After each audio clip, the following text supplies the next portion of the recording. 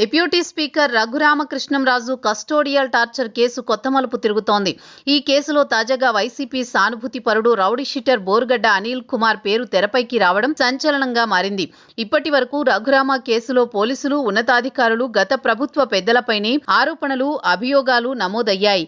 తొలిసారి బోరుగడ్డకు కేసుతో సంబంధముందని విచారణకు రమ్మంటూ సిట్ పోలీసులు నోటీసులు జారీ చేయడం సంచలనం సృష్టిస్తోంది. గత 2 రోజులుగా రఘురామ కస్టోడియల్ టార్చర్ కేసుపై దర్యాప్తు ముమ్మరంగా సాగుతోంది. సిట్ అధిపతి ఎస్పీ ఏఆర్ దామోదర్ విజయనగరంలోని తన కార్యాలయంలో విచారణకు రమ్మంటూ నిందితులకు నోటీసులు జారీ చేశారు. వీటిని అందుకున్న అప్పటి సిఐడి డీఐజీ సునీల్ నాయక్ ఆదివారం విచారణకు హాజరు కాగా, అంతకు ముందు రోజే మరో నిందితుడు అప్పటి సిఐడి ఏఎస్పీ విజయ్ పాల్ విచారణ ఎదుర్కొన్నారు. ఇదే సమయంలో A1 అప్పటి సిఐడి చీఫ్ సునీల్ కుమార్ తో పాటుగా సాక్షిగా పేర్కొంటూ వైసీపీ సానుభూతి పరుడు బోరుగడ్డ అనిల్ కుమార్ కు నోటీసులు ఇచ్చినట్టు చెబుతున్నారు. రఘురామ కేసులో బోరుగడ్డ అనిల్ పేరు కొత్తగా తెరపైకి రావడం హాట్ టాపిక్ గా మారింది.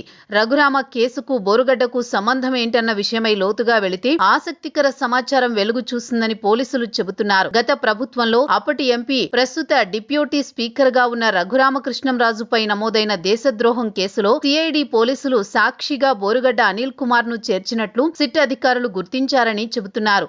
ఇదే అంశంపై నిందితులు సునీల్ నాయక్, విజయ్ పాల్ ను ప్రశ్నించినట్లు చెబుతున్నారు. ఇక దీనిపై వివరాలు సేకరించేందుకు బోరుగడ్డ అనిల్ కుమార్ కు నోటీసులు ఇచ్చారని, విచారణకు హాజరయ్యేందుకు సమయం ఇవ్వాల్సిందిగా బోరుగడ్డ కోరినట్లు ప్రచారం జరుగుతోంది. రఘురామ కేసులో బోరుగడ్డ పేరు బయటపడడం తీవ్ర చర్చనీయాంశంగా మారింది. గత ప్రభుత్వంలో వైసీపీ సానుభూతి పరుడుగా చెప్పుకొని బోరుగడ్డ టీడీపీ, జనసేన ముఖ్య నేతలపై అసభ్యకరమైన భాషలో వ్యక్తిగత దూషణలకు పాల్పడ్డాడని కూటమి ప్రభుత్వంలో కేసులు నమోదైన విషయం తెలిసిందే.